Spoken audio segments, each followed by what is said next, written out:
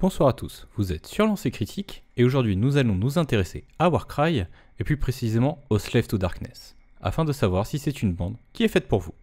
Dans cette série, nous allons parler de l'historique de la bande dans Age of Sigmar, quel est leur style de jeu sur le champ de bataille, quel mercenaire est intéressant pour eux, et finalement je vous proposerai deux listes de bandes, une pas chère et une plus orientée tournoi. Et n'oubliez pas que la première règle pour choisir une bande est qu'elle vous plaise visuellement, le reste ne vient que bien après. Tel un nuage de fer maniant de cruelles épées runiques, les Slaves to Darkness répandent la guerre au travers des royaumes mortels. Ce sont des tribus barbares, marchant aux côtés de guerriers élus, bénis par leurs dieux. Leurs armes brillent d'une lumière blafarde, alors que leurs bannières déchirées et leurs icônes déformées claquent au vent.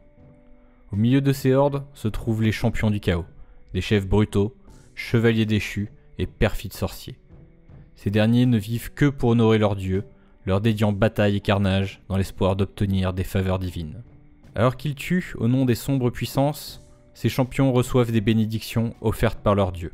Leur corps se déforme, mutant pour mieux servir leur maître. L'aura de puissance que dégagent ces mutations attire d'autres adorateurs du chaos en quête de gloire pour leurs dieux. Plus ils obtiennent de récompenses, plus leur bande grossit.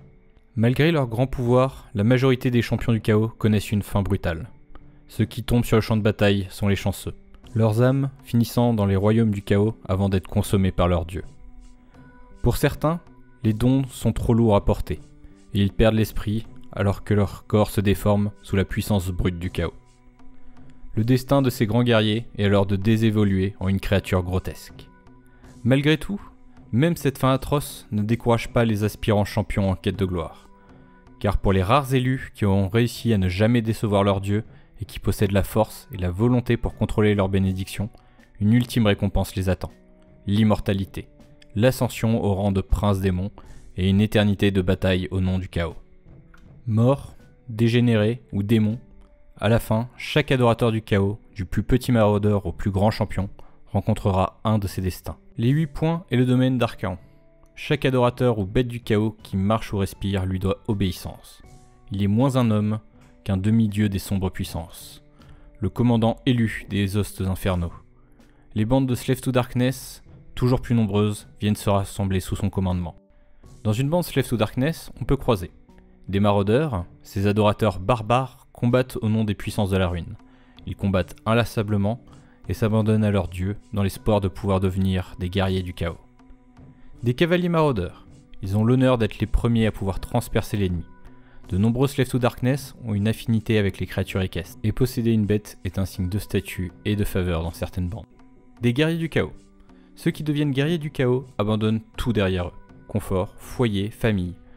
Pour eux, une vie de guerre les attend. Ils viennent de faire le premier pas, sans retour possible, sur la route pouvant les transformer en princes démons. Des élus.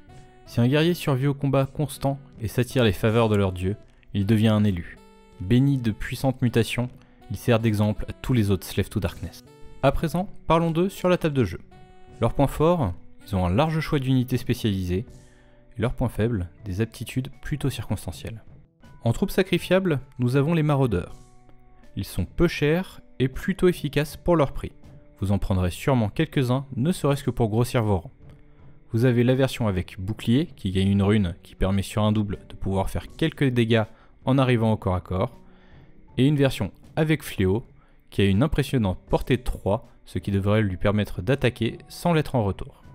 En unité rapide, nous avons les cavaliers maraudeurs. Pour un prix tout à fait décent, ils ont 20 points de vie et un mouvement de 10, ce qui en fera des troupes de choix pour aller récupérer les objectifs. Ils ont cependant la rune cavalier qui les empêche d'escalader, donc pensez à le prendre en compte. La rune leur donne également une capacité sur un triple de faire des dégâts en arrivant au corps à corps. Ces dégâts pouvant être assez importants, vous pourrez vous en servir pour achever un porteur d'objectif sans avoir à faire une action de combat. Nous en avons 3 versions, celle avec bouclier pour un peu plus d'endurance, celle avec fléau pour plus d'attaque et plus de portée, et finalement celle avec javelot, un peu plus chère, qui gagne une compétence qui sur un double peut lui permettre de faire quelques dégâts.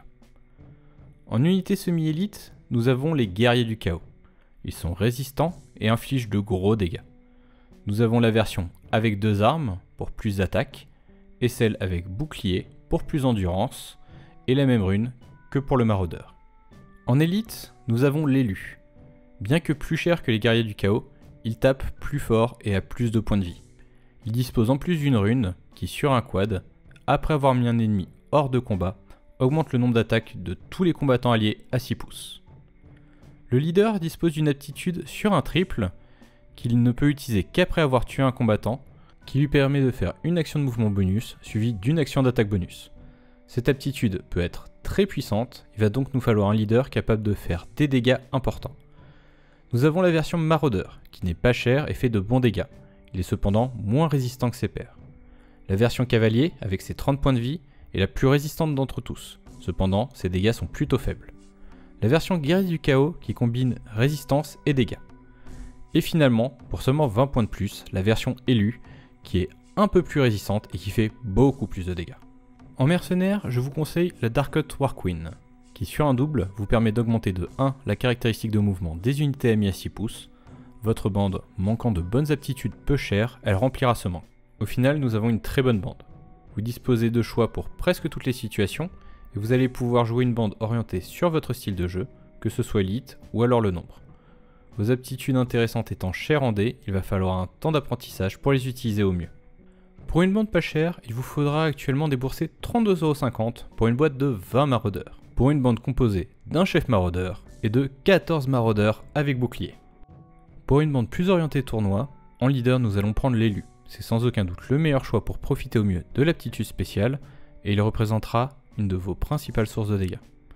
Ensuite, nous prendrons 2 cavaliers avec bouclier pour être sûr d'en avoir un sur la table au plus tard au deuxième tour. Leur but sera de courir sur le champ de bataille, récupérer les objectifs ou bloquer les adversaires avec leur large base. Idéalement, ils ne feront pas la moindre attaque de la partie. Finalement, on aura besoin de un élu et d'un guerrier du chaos pour les dégâts, et de 3 maraudeurs avec fléau qui serviront soit de bouclier, soit de dégâts supplémentaires grâce à leur portée élevée. J'espère que cette vidéo vous aura permis de savoir si les Slave to Darkness est une bande pour vous.